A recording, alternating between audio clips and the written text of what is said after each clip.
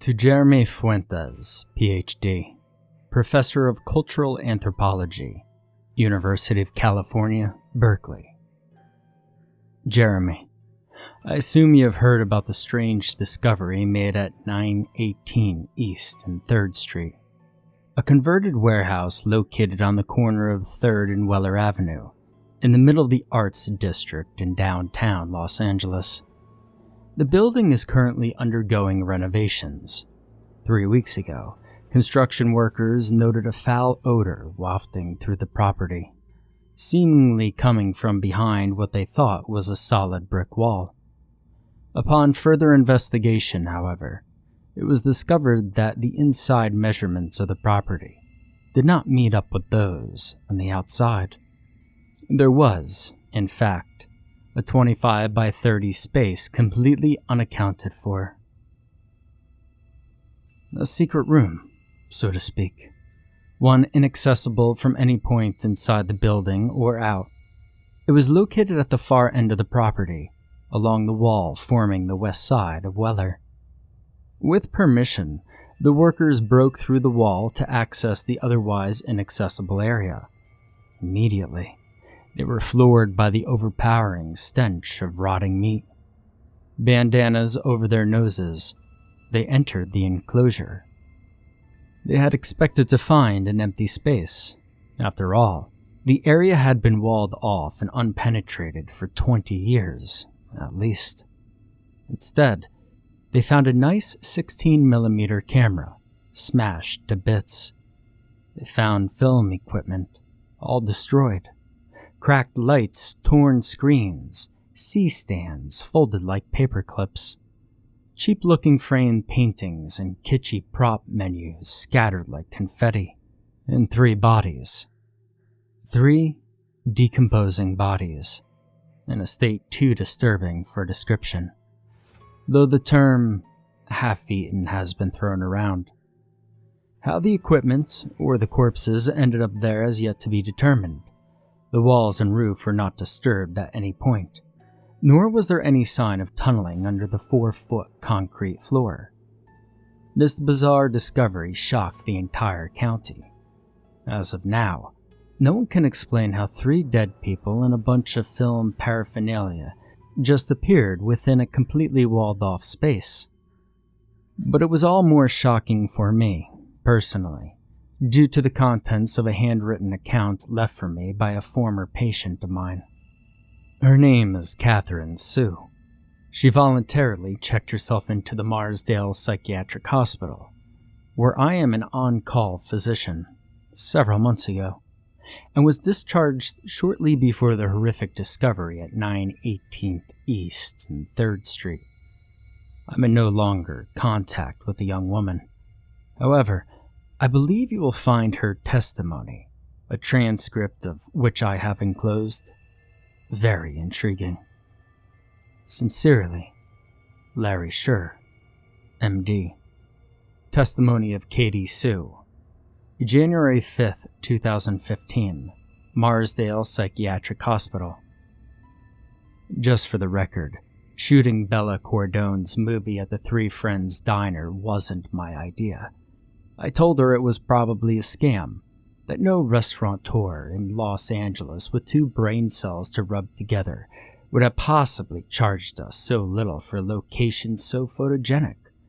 Again and again, I insisted it just felt wrong. I was right. I used to like being right. A little backstory. I'm Katie. I'm 21 years old. I used to be a junior at Cal State Northbridge, studying business administration and film production. I enjoyed the phone calls and the organization and the paperwork filing that most film students hate, and had built up a modest reputation as a pre-production guru amongst my classmates, as well as friends and acquaintances who attended other schools. Bella Cordone was one such acquaintance. A 29-year-old international student from Italy I'd met at a third-rate horror film festival. She'd been employed at a television station in Rome doing something, but dreamed of writing and directing Hollywood movies. She was one of a dozen or so, mostly foreign, enrollees a year and a half into the 2-year master's program at New York Film Academy. She was writing her thesis script at the time, and asked me for help organizing the production of the film. Her script was about a starving artist working as a waitress, who gets dumped by her boyfriend and has an existential breakdown, in which she imagines herself poisoning her customers and getting tortured, culminating with a series of flash cuts of her simultaneously slashing her wrists and drowning in the ocean. It was typical pretentious grad student fare. We needed to lock down 5 locations: an apartment, a beach, a park, and something that could function as a dungeon, and a restaurant. The beach and the park were relatively easy, and a classmate of Bella's agreed to let us use her North Hollywood apartment for 2 days. Another classmate, a quiet little guy named Sandeep, discreetly told me about an S&M store with a basement dungeon they infrequently rented out for movie shoots. I don't know how he became so familiar with such an establishment, and I'm not sure I want to know, but it proved ideal for our purposes. Which left the restaurant, a notoriously difficult one for student and independent filmmakers. So when I found a little French place in Encino on Craigslist, got in touch with the manager, and played the broke student card so well, he granted us the use of his restaurant for a night for a little over $400. I was ready to sign the papers, get the permit, move on. It was 2 weeks before Bella's scheduled first day of shooting, and I had a million other things to worry about, from liability insurance to catering to talking Northridge underclassmen into helping out as G&E crew and PAs. Bella, however, thought $400 for a night was too expensive, and remained convinced that she could find a better deal. So, she went on Craigslist herself and placed a "Restaurant Wanted for Student Film" ad. I'd put up a similar posting 3 weeks earlier. That's how I found the French place in Encino. And Bella received the exact same responses from the exact same people as I had. With one exception. An email from jsjegjpdg@me.com, which she forwarded to me. It read like this: "Cheap location for film students. Restaurant in downtown Los Angeles, 35 Weller Ave. $100 per day. RSPND for this email. We'll send you key, pay on DT of filming. Must be December 3rd afternoon." I was suspicious immediately. 100 for a day of filming seemed a little too good to be true. Then there was the poor spelling and lack of contact information, and the fact that when I tried to respond to the email, all I got was an error message. And then there was the key. The key turned up in Bella's on-campus mailbox 2 days after the email, enclosed in a stained brown envelope with no return address. And if that wasn't creepy enough, it came with a scrawled note: "Key to 3 friends. Dinner." I was ready to call it a scam and be done with it, but Bella thought we should at least go to the address given, talk to someone there. If it was real, she argued, it was too good of a deal to pass up. Movies are expensive, and we are already pushing our budget, so I agreed to go with her and Hamad Shirazi, the cinematographer, to 35 Weller Avenue, which, it turned out, was in the middle of the Arts District. Now, I have a love-hate relationship with the Arts District. It's a cool place to go and meet a friend at her new loft.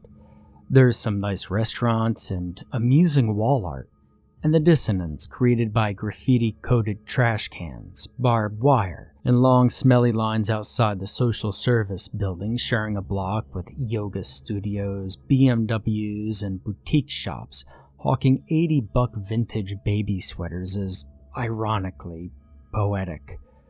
But the streets are one way, and parking is non-existent. I ended up driving in a triangle for 15 minutes before finally giving up and pulling into a $10 flat rate lot. Weller Avenue wasn't a street so much as it was a glorified driveway. A short, narrow alley that branched off of 3rd Street and dead-ended. A large, L-shaped building occupied the east and north sides of Weller. It appeared to be a closed nightclub in the process of being converted into an art gallery. The blacked-out windows were covered with torn, dirty stickers, advertising shows long since played and bands long since broken up, and graffiti artists, the gang-affiliated kind, not the Arts Foundation kind, had found their way with both the seafoam green walls and the ratty trash dumpster abandoned in the corner. The dingy gray warehouse, which functioned as the west side of Weller 918th East and 3rd Street, looked completely unoccupied. A sign hung in the window. The building had apparently been bought by East River Development. I recognized the name.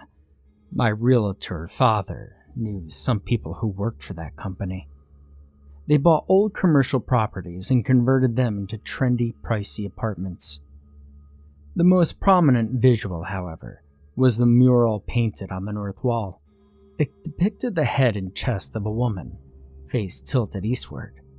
The woman had tan skin, ruby red lips, and flowing hair in varying shades of blue, periwinkle at the tips, darkening to a deep lavender at her scalp. Her eyes were closed. In the background, some distance behind her, was what appeared to be an orange grove. It was a beautiful painting and strangely mesmerizing. If you looked at the woman one way, she seemed young and innocent, sporting a demure grin. Then, if you cocked your head or blinked, lines appeared on her cheeks and her lips rearranged themselves into a pouty sneer. I saw only one door leading into the gray building. It was a very shabby door of splintery, untreated wood, with a brass doorknob and keyhole. No business name, no street number. This couldn't possibly be the restaurant from Craigslist. The Three Friends Diner, I guess it was called. How did anyone ever find the place? I was still puzzled when Bella and Hamad found me. Bloody hell, Hamad barked in lieu of a greeting. Where's the restaurant? Here, according to my phone, I said. I'm willing to bet money someone is fucking with us. Bella didn't seem too concerned. Her eyes were fixed on the mural. So pretty, she exclaimed. Can we film? I shrugged. I'm not sure. We might run into some copyright issues, and it doesn't look like we're going to be filming here at all, since we're not looking at a restaurant. Bella frowned at me and took the key out of her purse. She walked to the wooden door. Here? She asked. I don't think so, I said. There's no sign or anything. I mean, you could try it, but I'm really doubting that key is going to fit into that. Bella turned the key and pulled at the knob. With a creak, the door opened. Hamad and I rushed to her, and together we stepped inside. I heard Hamad running his hand across the wall, and then the room was illuminated by a warm golden light. We found ourselves staring at the Three Friends Diner, and it was perfect. It was a larger space than I had assumed it would be, rectangular shaped, the kitchen jutting out of the north wall. Behind the kitchen was a small corridor leading to the bathroom and a little room that would function as a dry storage. The walls were painted that particular shade of deep red that looks beautiful on film, and the tables and chairs and diner-style booths were a nice contrast in black and gray. And each table was adorned with a salt and pepper shaker, an empty bottle of ketchup, and a vase of plastic lilies.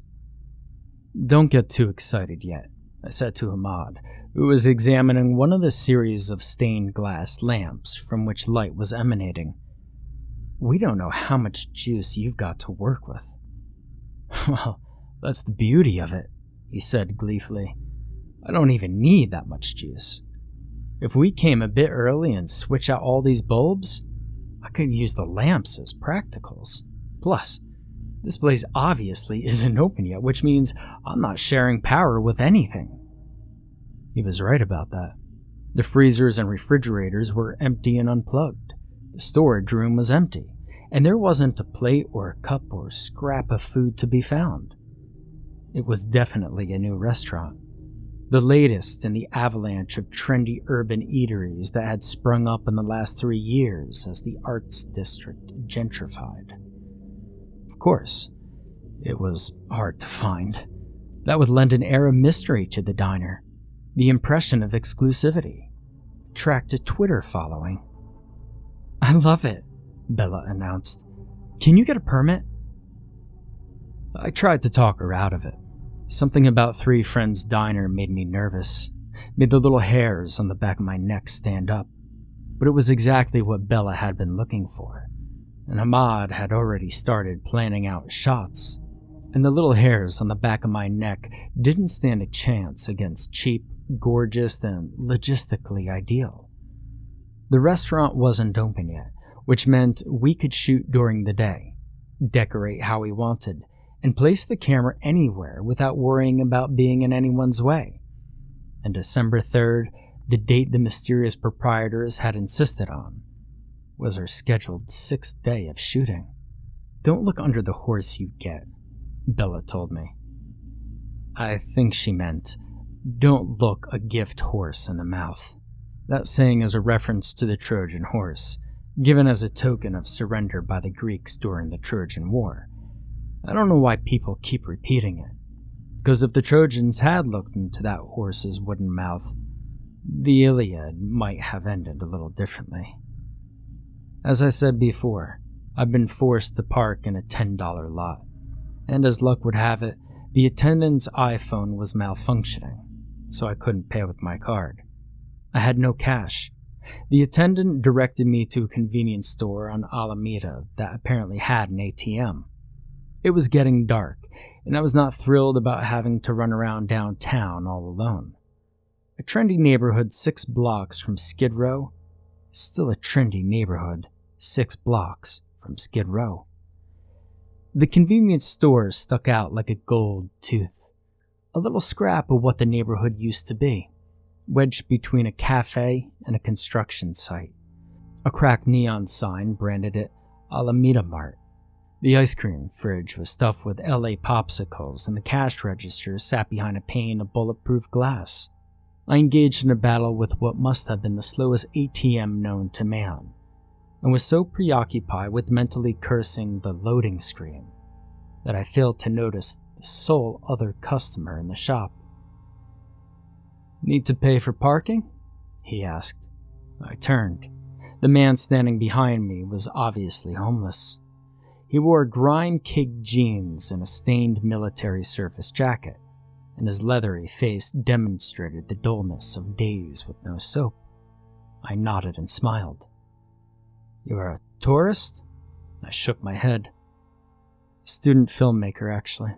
My friend's going to shoot at this restaurant on Weller." Immediately, I doubted the wisdom of sharing this piece of information. I didn't want him to show up and beg for change. But his unshaven face fell, and his tone became one of alarm rather than anticipation. "There's no restaurant on Weller," he murmured. "There's just Bessie." I giggled. "Bessie?" He nodded. "Well, that's what folks call her around here. The old folks say she could change things, make things appear and disappear." He leaned in, narrowed his eyes, and dropped his voice to a conspiratorial whisper. "If I was you, I'd stay away. They say each 20 years for one day, Bessie comes corporeal and feeds." I was about to ask him to elaborate to explain who is Bessie and why should I be afraid. But right then, the shop proprietor noticed the homeless man and yelled at him what I deduced were not nice words in Spanish. He booked it, and by the time the ATM coughed up my cash, I was back on Alameda, and he'd disappeared. On the way to the car lot, I passed Weller. The blue-haired girl was right where I'd left her, standing in front of a two-dimensional grove of trees and three-quarters profile, facing westward toward the door of the Three Friends Diner, eyes closed. Was she Bessie? And then fear washed over me like a cold shower, and I ran. I threw a 20 at the parking attendant and got out of there as fast as I could. Something about that mural had scared the shit out of my subconsciousness, and halfway to the 405 freeway, I figured it out. She, Bessie, was facing the wrong way. Bella's first 5 days of filming went surprisingly well. So well that when I arrived at the Three Friends Diner for the sixth and final day, December 3rd, I forgot I was scared of the place. Crew call was 1. Ahmad had already been there for an hour, switching out light bulbs and unloading equipment with Steve, the gaffer, and 2 grips. Miguel and the new girl who said her name was Andrea. Our grip truck was parked out front, partially obstructing my view of the mural, but I could tell that Bessie was facing northeastwards, towards the club-turned gallery, as she had been the first time I saw her, of course. I mean, it had been a dark night that night, and I'd been scared and alone. I'd seen things that weren't really there. I made my way through the obstacle course of lights and C-stands, set up my iPad at an unused table, and worked the equipment drop-off schedule as crew members filtered in. I heard Katya's voice at least a minute before she and Bella walked through the door. And God, that chick was loud. She was bossy, too, and no wonder why she was such a good assistant director. Then came Vena, the production designer, carrying a large box of prop house frame pictures and the menus she designed. Nadri, the first camera assistant, set up with Ari, while her lackey du jour loaded film. Then 2 more grips, Pete and Ryan. Kaylee and Michelle, the freshman PAs, Lisa, the script supervisor, Dante, the sound guy, and finally Ming, the makeup artist. Then the actors came, and then Hamad and the guys were setting up lights for the master shot. And then Katya was calling for last looks, and then they were pushing in for close-ups. The first 4 hours went as smoothly and productively as we had any right to expect. And, for a short time, we entertained the possibility of finishing early. We were an hour ahead of schedule when we broke for lunch, everyone talking and laughing and enjoying themselves. And that's when things started getting weird. Right after lunch, as we were picking ourselves up and resuming our work, one of the freshman PAs, Michelle, went to use the restroom. A minute later, there was a blood-curdling scream. Ryan dropped the C-stand. Nadri nearly dropped the lens. Ahmad and Steve took frantic steps towards the bathrooms as Michelle sprinted down the hall back towards us. "Who the fuck was in the storage cabinet?" she cried. We all looked at each other. "Seriously," Michelle demanded. "This isn't funny. You fucking knocked me over." "Michelle," Katya asked, "what are you talking about?" Michelle was trembling. She looked ready to cry. "I went to the bathroom," she said, "and I heard this thumping coming from the storage cabinet that's back there. Someone was pounding on the door." "We didn't hear anything," Ahmad said. "Someone was like ramming against the door," Michelle repeated. "And so I opened it, and someone ran right into me, and then ran towards you guys." She sobbed, and Ahmad narrowed his eyes. "Are you sure, Michelle?" Ahmad asked. "Because we were all out here, and no one came running from the bathrooms." "He was wearing a black hoodie," Michelle insisted.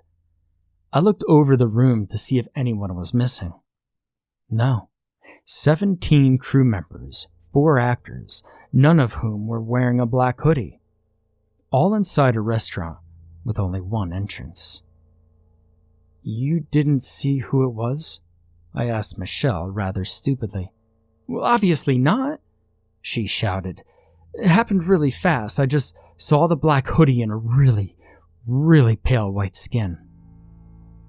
We couldn't solve the mystery. Michelle was really shaken up. One of the grips, Miguel, offered to drive her back to Northridge. He said he had to go too because he had an afternoon class, but it was hard to miss the tremble in his voice or the dampness of his palms.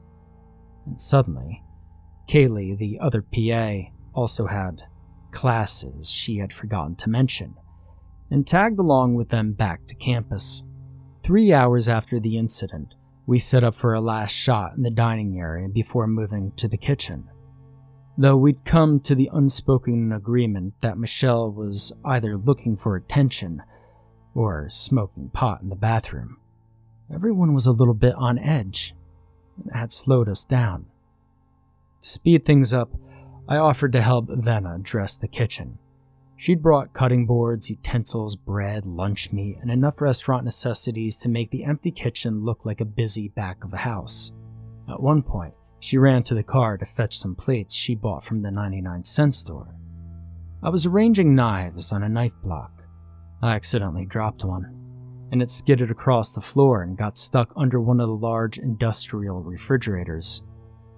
I knelt down and reached under the refrigerator to grab it, and as I did, I heard a creak behind me, a door opening on stubborn hinges. I straightened up and turned around, still on my knees. A blast of cold air hit me in the face. I was staring at an open freezer, ice caked against the back of the door and walls. There were bodies in the freezer. Old, decomposing bodies. Wrinkled, leathery skin peeling off yellowed bones. Bones that were oddly compromised, shattered, pulverized. Green mold clinging to the remains of brain matter cradled in cracked skulls, and the putrescent smell of rotting flesh. I closed my eyes and screamed, and screamed, and screamed, and screamed. Katie! What the fuck, Katie? I heard Hamad's voice, his hand falling on my arm, shaking me. I opened my eyes. Freezer was empty. Empty and turned off. I looked up to see Bella and Venna standing above me. The rest of the crew was crowded around the kitchen entrance or staring through the window that separated the area from the dining room. I'm sorry, guys, I stammered, heart still racing. I thought I saw a rat. Did I ruin the shot? Hamad shook his head. We're done. You sure you're okay? I nodded. Can I just talk with you and Bella and Katya outside? The three muttered in agreement, and we started across the dining area to the door as the rest of the crew set up the lights and the camera in the kitchen. I had to tell them that we had to leave. Now. Someone or something was trying to impress on us that we weren't welcome. I thought I saw dead things in that freezer. I started, quite pathetically. It was on and it was cold and there was the smell. Now Bella's eyes widened. Ahmad cocked his head, frowning. Katya crossed her arms. I continued. I know it was just a hallucination, but it felt so real. And I'm not schizophrenic, and the thing with Michelle and, I just think we should leave. There's something really wrong going on here. I'd expect them to laugh at me or treat me like a patient in a psych ward. They did neither. This place is starting to creep me out too, Hamad said. For starters, where are the bloody owners? Who hands a stranger the key to their business? Either they're mental, or they've got some ulterior motive. He lowered his voice. And I'm getting like these sensations, like somebody's watching us. Bella and Katya nodded. They'd felt it too. Listen, we could find another restaurant, I told Bella. All we need is the kitchen, and we can easily cheat that, make it look like it's the same place. Listen, I'll do whatever you want me to do, Ahmad said to her, but I think we should consider packing up early. Bella looked at Katya, then Ahmad, then me. Her expression softened for a second. Then she set her jaw.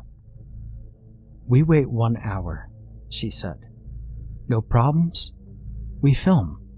We decided not to tell the crew and the one remaining actress about the agreement we'd come to, out of fear that they'd panic, make a big deal out of what could have been nothing more than the effect of darkness on a big city. But several of them were undeniably scared and looking for an excuse to leave. As soon as the 4 of us walked through the door, Nari and the nameless second AC walked out. We were too immature for them, Nari told Katya. Dante, the sound guy, asked Bella if he could head out early, since we didn't need any sync sounds for the kitchen scene. 2 hours earlier, he'd been insisting on staying to get various kitchen sounds, and when the lights were set and the blocking was rehearsed, and the last looks were called for, we found that Ming, the makeup artist, had quietly packed up her kit and left. No big loss. The actress was perfectly capable of applying the simple makeup design herself. Pete, one of the grips, was fairly adept at pulling focus, and Hamad conscripted me to hold the slate. And our agreed-upon hour had passed and nothing scary had happened. Finally, Hamad flipped the camera on, and Bella called action. The actress unenthusiastically smeared mayo onto bread, stacked lunch meat and lettuce, then smiled evilly. She turned to grab the poisonous cleaning solution from under the sink. And then all the lights went off. Somewhere in the pitch blackness, someone shrieked. There was a bump and a thud, and then the dining room lamps all came on. Steve had found the light switch. Someone ran by me, Lisa cried. Who brushed against me? Listen, it couldn't be an outage, Hamad said to one of the grips. The house lights worked just fine. Seriously, Lisa sobbed. Who the fuck pushed me? Hey, Steve yelled. Guys! We all pushed our way into the dining area. The grip crew had plugged the 5 lights we were using for the kitchen scenes into 5 different electrical outlets amongst the tables. The power cables were spread out, lying across the carpet like a spiderweb, so as to not draw too much electricity from any one spot. Every cable had been severed, sliced down the middle. Perfect, clean cuts, as though accomplished with a very sharp knife. Who the fuck did that? Katya snapped, trying and failing to disguise her distress. Because she knew that all 10 crew members had been in the kitchen, and that no one person could have cut all 5 cables at exactly the same time. All right, everybody out, Hamad demanded. Now. Nobody needed to be told twice. We pushed through the wooden door and convened on the sidewalk under the closed eyes of the blue-haired mural girl. The Northridge students huddled together. Katya paced. Venna glared with her arms crossed, and Bella attempted to regain some control over her compromised film set. We cannot leave equipment, she told anyone who bothered to listen. Forget this shit, Venna sneered. I'm leaving. She stormed off.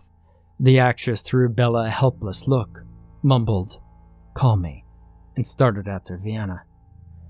I looked to the 4 remaining Northridge underclassmen, Andrea, Lisa, Pete, and Ryan. Miguel was going to give us a ride, Ryan said. I took the bus, Lisa stammered. Take them home, Hamad said to me. I'll stay and help Bella pack up. I could stay too, Katya said. Steve nodded at them. Okay, cool, I said. I'll come back and help you guys finish up after I drop them off. Just give me an hour or so. No one spoke the entire way back to campus. The silence was punctuated only by Lisa's occasional sob. The 2 guys stared out of their respective windows. I left them outside the dorms, then turned my car around and headed back towards the 405. I couldn't wrap my head around what I had just experienced. Some esoteric party had lured us to the Three Friends Diner, left a key with a group of complete strangers, demanded we film today, the 3rd, then hadn't even bothered to show up to collect the suspiciously unsubstantial amount they'd asked as payment. Why? To mess with us? Were we on some kind of hidden camera show? Was there a trap door or a second entrance we didn't know about? Maybe there had been a projector hidden in the kitchen, creating the disturbing image of dead, decomposing corpses in the freezer. But how to explain the smell? Or the cold? Or the hooded specter that had produced loud knocks on the storage room door that only Michelle could hear? On to explanation B. We'd become victims of the specter the homeless man had called Bessie. She was a ghost or a demon, and we were all trespassers on her property. Then why not start with the big stunt, the severed cables? Why the systematic approach, scaring one person at a time? And this poltergeist theory didn't explain who led us to the Three Friends Diner, or why. Led us there to scare us away. Three Friends Diner.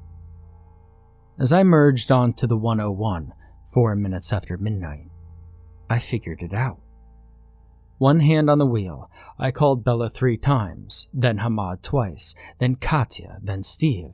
Every single time I was sent directly to voicemail.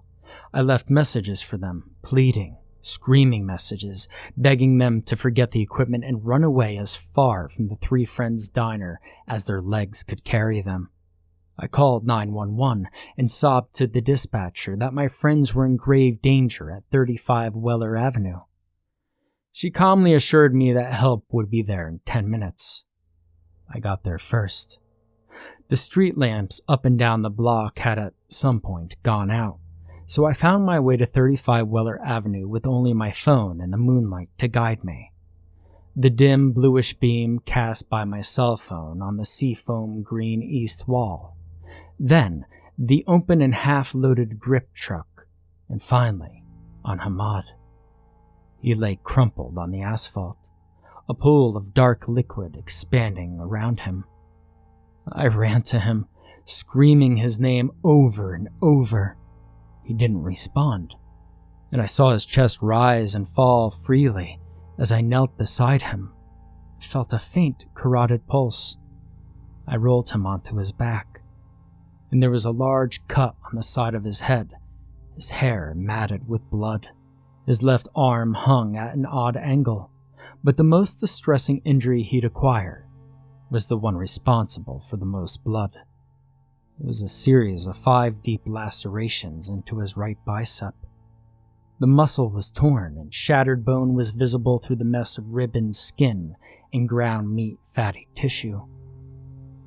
The positions of the laceration was consistent with the placement of 5 fingers latched onto his upper arm. 5 fingers with very long, very sharp claws. I tore off my jacket and tied it around his arm like a tourniquet. My consciousness had kicked into overdrive. I operated on quick flashes of disconnected logic.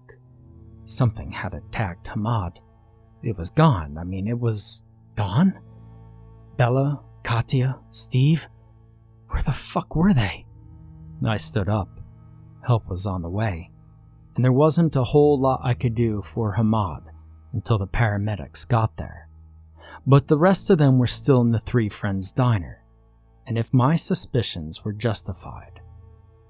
I ran to the door, but the door wasn't there.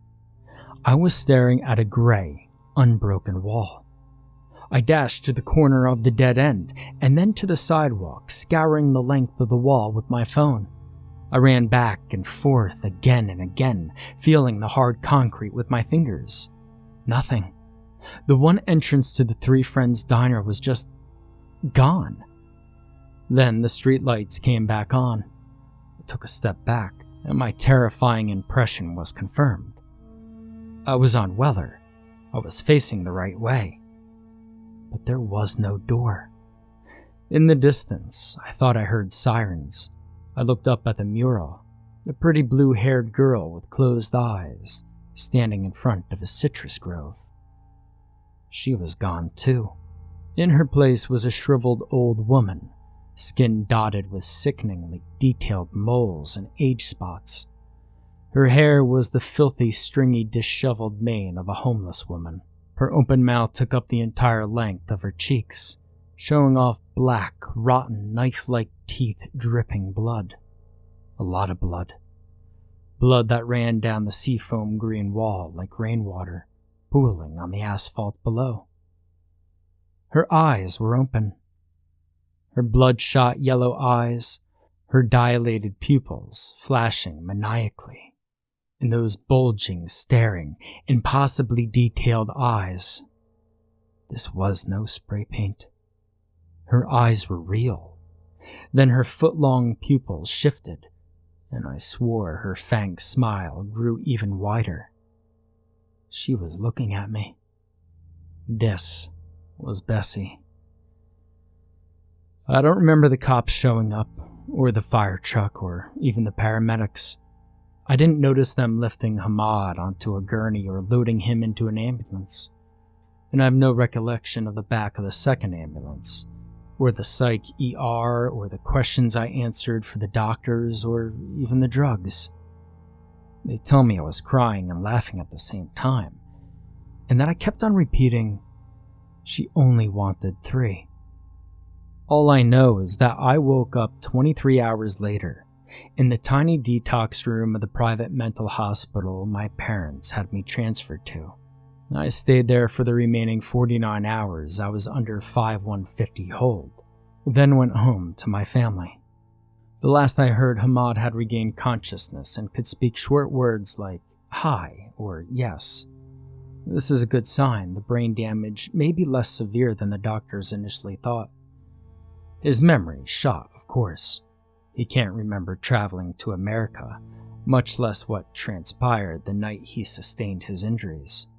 He was lucky, if such a word can possibly apply to his situation, that his left shoulder had taken the brunt of the impact when he hit the wall. He cracked his head on the asphalt at a lower velocity. The doctors aren't quite sure what to make of him. His wounds suggest something threw him, like a discarded Barbie doll against the east wall of the club-turned-gallery. I told the police everything, from the strange email and the key to the mural's horrifying transformation. Except the email had disappeared from both my computer and Bella's, which had been confiscated by the police as evidence. The key, too, had been misplaced and never found. And the mural in the crime scene photos was the same mural it had been before that inexplicable night. The lovely profile of a blue-haired girl with closed eyes. They were also confused when I referred to 35 Weller Street as a diner. For no diner ever existed there, nor had ever at any time in the past. 35 Weller Street wasn't even a real address. There had never been a side door to the building at 918 East and 3rd Street, and the building had been completely unoccupied for 6 months. I insisted, though. I described in minute detail the deep red walls and the untouched kitchen and the little vases of flowers on every table. I begged the cops to look at the footage we'd shot, but that would be impossible, I learned. Our camera was missing, as was half of our equipment, everything that hadn't been loaded into the grip truck, as was Bella Cordone, and Steve Sierra, and Katya Milicevic. The 3 of them had not been seen since the night I'd been found raving, and Ahmad half dead. Their credit cards had not been used, their cars were still parked on the street in the arts district, and their phones were all off. The cops spoke to the other crew members. I hope they corroborated my story. They designated Hamad's assault on animal attack and the disappearance of Bella, Steve, and Katya as a likely attempt at visa overstaying. They kept a lot of details from the public. I'm sure they didn't want to explain how a mountain lion managed to grow an opposable thumb and pick up and throw a man at 60 miles per hour against a wall. Well, as for me, I'm now a voluntary inpatient at the Marsdale Psychiatric Hospital, undergoing treatment for PTSD and an unspecified mood disorder. It's okay here. They let me smoke, and no one freaks out when I wake up screaming in the middle of the night. It was too late I understood the significance of the name. 3 Friends Diner. 3 friends. The homeless man was right. Bessie is real. She can make things appear and disappear. Key, the door, the diner. She's something inhuman and evil, something that demands sacrifice. She lured us there. She played her little games, chasing away a few crew members at a time, until she had a manageable number. Then she tossed Hamad aside like a chicken bone and took her prize. She only wanted 3. 3 friends. Bella, Katia, Steve. To Jeremy Fuentes, Ph.D., Professor of Cultural Anthropology, University of California, Berkeley. Jeremy, as a postscript to my last letter, I should add that the 3 bodies found in the secret room of 918th and 3rd Street have been identified as the 3 missing foreign students, Bella Cordone, Katia Milicevic, and Steve Sierra. The police are still at a loss as how the unfortunate young people met their end, though evidence suggests that they were mauled by an extremely large, extremely violent animal. We have also learned that the building at 918th East and 3rd Street, which supposedly housed 3 Friends Diner, was previously renovated in the 1990s. According to the building plans, the secret room in which the bodies were found was originally designed as a storage closet, but the company later decided to seal the area off completely, likely after 3 overnight workers were found dead there. Their deaths were attributed to an explosion that no one saw or heard, and one that did not do any structural damage. The 3 workers were found dead on December 4th, 1994, which is intriguing, because the 3 students, Katie's crewmates, were reported missing as of the early hours of December 4th, 2014. According to Katie, the email she received stated that the crew must film at the 3 Friends Diner on December 3rd, afternoon. A typical film day is 12 hours, putting their end time at shortly after midnight, December 4th. I believe Katie's homeless man said something about 1 day every 20 years. I looked through the pictures and the books, old copies of the LA Times, slides, news footage, etc. I have included several of these for your perusal. In every single one, since the warehouse first opened in 1920, the mural of the woman with blue hair is present. No artist has ever taken credit for this mural, and it's always the same, never dulled by the rain or the sun or time. Well, not exactly the same. Sometimes the girl faces the west, and sometimes she faces the east. Sincerely, Larry Shore, MD.